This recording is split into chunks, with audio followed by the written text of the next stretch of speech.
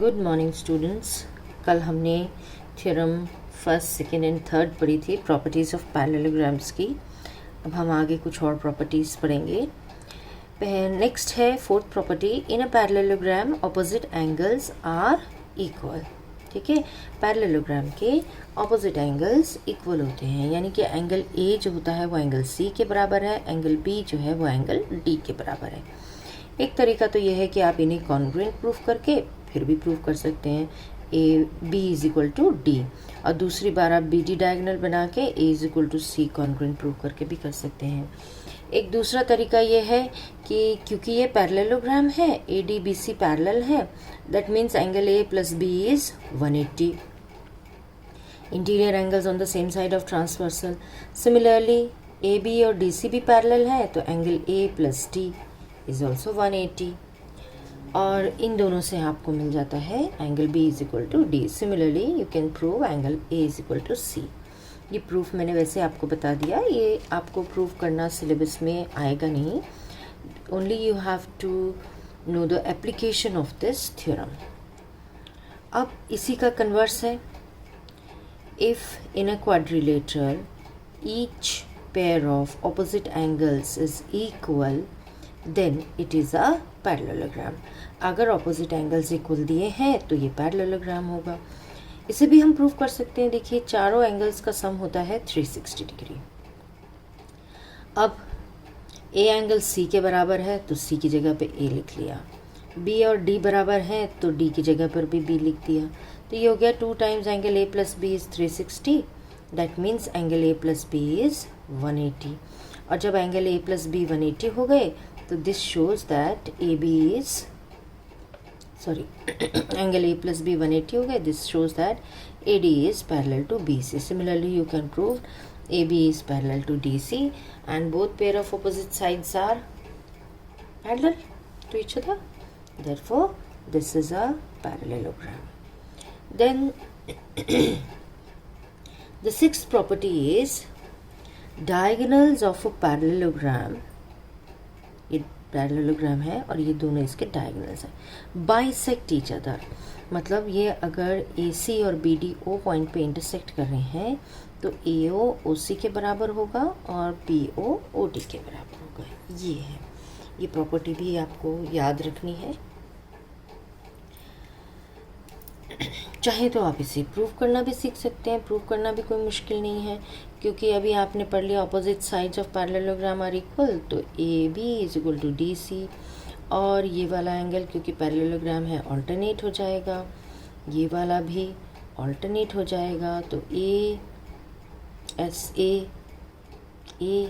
ए से ये दोनों ट्राइंगल्स कॉन्ग्रुएंट हो गए, तो आप प्रूव कर सकते हैं that diagonals bisect each other, that is A is equal to O C and B is equal to O D, triangles congruent हो गए।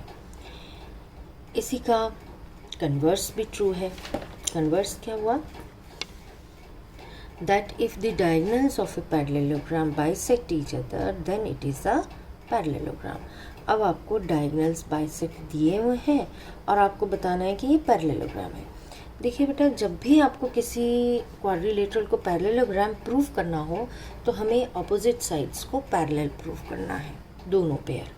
ठीक है, एक थ्योरम अभी और आगे भी आएगी लास्ट वाली, उससे भी हम पैरेललोग्राम प्रूव कर सकते हैं। अब जो आपको गिवन है वो है A O is equal to O C, B O is equal to O D, और इन दोनों ट्राइंगल्स में आप जानते हैं ये क्या हुआ, वर्टिकली ऑपोजिट एंगल्स।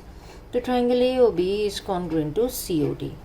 जब ये दोनों ट्राइंगल्स कॉन्ग्रुएंट हो गए तो ये एंगल और ये, यानी बी ए ओ और डी सी ओ इक्वल हो गया, पर ये तो ऑल्टरनेट इंटीरियर एंगल है, therefore A B is parallel to D C. Similarly आप ए डी और बी सी को भी पैरेलल प्रूव कर सकते हैं ये दोनों ट्राइंगल्स लेके, and since both pair of opposite sides are parallel therefore it is a parallelogram. Then theorem 8.8 बड़ी इंपॉर्टेंट थ्योरम है, इसको आपने स्टेटमेंट को याद रखना है क्योंकि इसे हम बहुत यूज़ करेंगे। ये थ्योरम कहती है कि अगर एक क्वाड्रिलेटरल है और उसके ऑपोजिट्स एक pair, only one pair of opposite side is parallel and equal, then it is a parallelogram. मतलब ये पैरेललोग्राम आपको दिया है ABCD और आपसे कहा जाए कि पैरेललोग्राम नहीं दिया, एक क्वाड्रिलेटरल ABCD दिया है जिसमें कहा जाए कि AB और DC पैरेलल भी हैं और AB और DC इक्वल भी हैं, और फिर आपसे कहा जाए कि इसे पैरेललोग्राम बनाइए। अब देखिए क्या कर सकते हैं आप, इसको पैरेललोग्राम प्रूफ करने के लिए हमें दूसरी पेयर ऑफ ऑपोजिट साइड्स को भी पैरेलल प्रूफ कर लेना है। ये तो पैरेलल आपको दी ही हुई है, तो ये आपकी इक्वल हो गई, और क्योंकि पैरेलल है तो एंगल DCA और BAC भी इक्वल हो गया, and AC is the common side. तो इन दोनों ट्राइंगल्स में SAS कॉन्ग्रुएंस कंडीशन से दोनों ट्राइंगल्स कॉन्ग्रुएंट हुए। कॉन्ग्रुएंट कौन से ट्राइंगल्स होंगे, ABC और CDA। तो ये दोनों जब ट्राइंगल्स कॉन्ग्रुएंट हो गए तो कॉरस्पॉन्डिंग साइड्स, कॉरस्पॉन्डिंग एंगल्स इनके इक्वल होने चाहिए। This will give you this angle DAC equal to BCA, but these are alternate angles between BC and AD, therefore BC and AD are parallel, that means both pair of opposite sides are parallel। तो इस तरह से ये parallelogram हो गया। तो अब ध्यान रखिएगा, जब भी हमने किसी क्वाड्रिलेटरल को पैरेललोग्राम प्रूफ करना है तो हमारे पास दो ऑप्शंस हैं, या तो दोनों पेयर ऑफ ऑपोजिट साइड्स को हम पैरेलल प्रूफ कर लें, या कोई एक पेयर ऑफ ऑपोजिट साइड्स को पैरेलल एंड इक्वल प्रूफ कर लें, तो वो पैरेललोग्राम होगा। I hope you have understood these concepts. Still, if you have any difficulty, you can ask me. You have to know the statements, you have to learn the statements of all these 8 theorems, क्योंकि इसको हमने apply करना है questions में।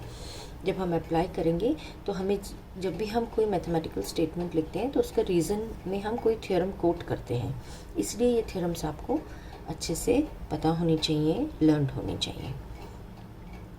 Okay, thank you.